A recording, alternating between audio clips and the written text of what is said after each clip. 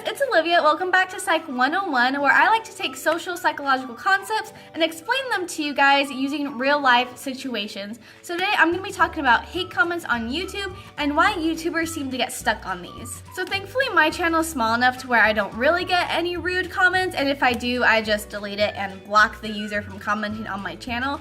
But I'm sure we've all been watching one of our favorite YouTubers with millions of subscribers, and they sadly say, yeah, I can't read the comment section anymore because there's too many hurtful and hateful comments.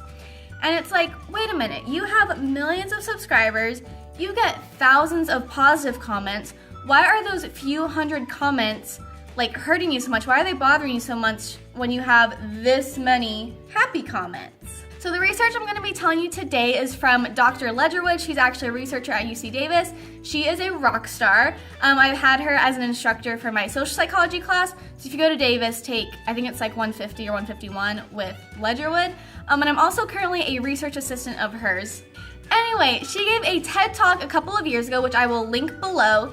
And she talked about getting stuck in the negative and basically why we do get stuck on hateful, hurtful comments. So in this research, there are two things called a positive frame and negative frame, and it's really just a positive way of looking at things and a negative way of looking at things. So they did a research study where they asked participants a question but phrased it in two different ways. So for one, they said, oh, there's this new drug, X, and it saves 40% of the lives of the people who take it.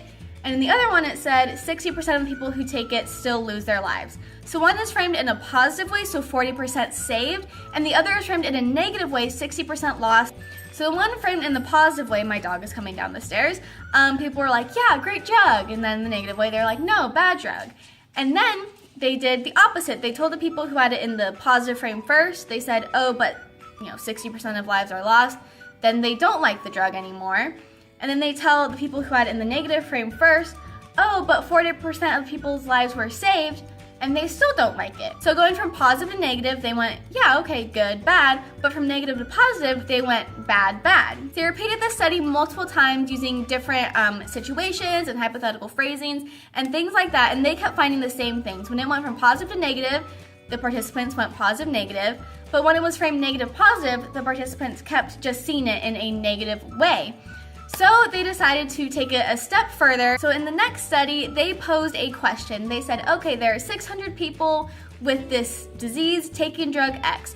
If 100 lives are saved, how many are lost? Then in the other one, they said, if 100 lives are lost, how many are saved? Both people just have to do the simple math, 600 minus 100 equals 500. Now when people went from the positive to negative frame, 100 lives are saved, how many are lost? They were able to solve the problem in 7 seconds. But when people went from a negative frame to a positive frame, so 100 lives were lost, how many were saved, it took them a significantly longer time to go from the negative to the positive, and they solved it in 11 seconds. So what this study shows is our brain actually has to work harder to go from a negative frame to a positive frame than from a positive frame to a negative frame. So Dr. Ledgerwood says this just shows humans kind of inherent, the brain's just wants to think of things negatively. That's just how it's built. And there are a lot of studies that actually confirm this as well. It's not just one study. Tons of studies over various psych classes I have taken say the same thing. Our brain just inherently goes to the negative. So with that in mind, it makes sense why the other day before I had to drive an hour, I looked at my phone at the new comments on my video. I had about 5 really great comments and 1 kind of rude comment. And as I was driving at the end of my hour-long drive, I realized I was still thinking about that rude comment. And like I said, I just delete the comments and block the user from commenting on my channel again. But I was like, okay, what the heck? Like, this video is actually doing really well on views, more so than my past videos have done. I'm receiving a lot of great comments, a lot of thumbs up. So why am I focusing on that? But once you learn the psychological science behind it and know that, okay, it actually is harder for my brain to let it go, it's a lot harder to go from the negative to the positive and focus on the positive, it makes more sense. But thankfully, we don't have to stay in a negative frame of mind, and we can actually train our minds to think more positively. So in her TED Talk, Dr. Ledgerwood refers to Dr. Emmons' research, who's another researcher at UC Davis. He teaches Health Psychology 126. I recommend it. But his research is on gratitude. So I actually have his book right here. It's called The Little Book of Gratitude. and it basically explains how just doing gratitude journaling or writing down 3 things you're grateful for each day helps you in so many ways, helps you get out of that negative mindset, and it can actually train your brain to start thinking of things positively faster. So I'm just gonna read to you some of the benefits of gratitude. It says, so keeping a gratitude diary for 2 weeks produced sustained reductions in perceived stress by 28% and depression in healthcare practitioners. It's also related to 23% lower levels of stress hormones. Dietary fat intake is reduced by as much as 25%. It reduced the feelings of hopelessness in 88% of suicidal inpatients and increased levels of optimism in 94% of them. Gratitude is also related to 10% improvement in sleep quality with patients in chronic pain and 19% lower depression levels. Those are all just like brain, physical, positive things, benefits of gratitude. There are also a lot of psychological benefits. Let me read those to you. Gratitude increases self-esteem, enhances willpower, strengthens relationships, deepens spirituality, boosts creativity, and improves athletic and academic performance. So by expressing gratitude, we can actually help train our brain to be able to switch faster from that negative frame to the positive frame. We can train it to help us just let negative things just slide right off of us and then focus again on the positive. There have also been studies done that says that doing 6 weeks worth of meditation actually strengthens the positive neural networks in your brain, reduces insomnia, reduces depression, reduces anxiety, helps you with levels of happiness.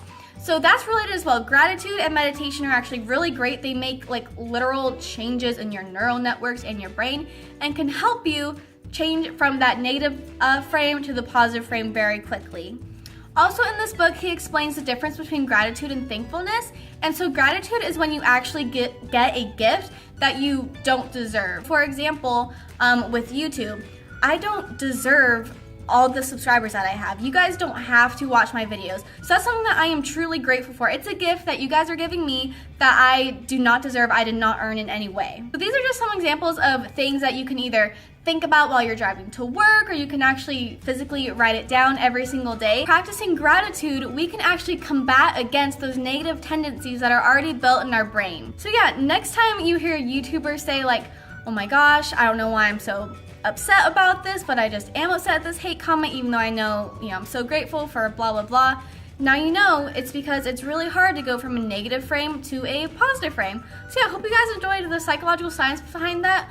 Hopefully, if you're watching this and you're one of those people who leave rude comments, then hopefully this makes you think twice about it, because it really does affect somebody more so than a positive comment does, which is dumb. You would think that a positive comment should completely outweigh the negative, but it clearly doesn't. So yeah, I hope you guys enjoyed this video. If you have any questions about this area of psychology, feel free to ask me below and I'll try to direct you to a resource. Also, like I said, I'm going to link below Dr. Ledgerwood's TED Talk, and I'll also link you to Dr. Emmons' Facebook page. He has Gratitude Works Facebook page where he posts a bunch of different tips in his articles and stuff on gratitude. Also, it's my dream to give a TED Talk someday, so you guys are kind of like the practice run for that. So thank you so much for watching my videos. Please give this video a thumbs up if you enjoyed it, and I hope you guys have a wonderful day. Remember to keep dreaming out loud, and I will see you guys next time.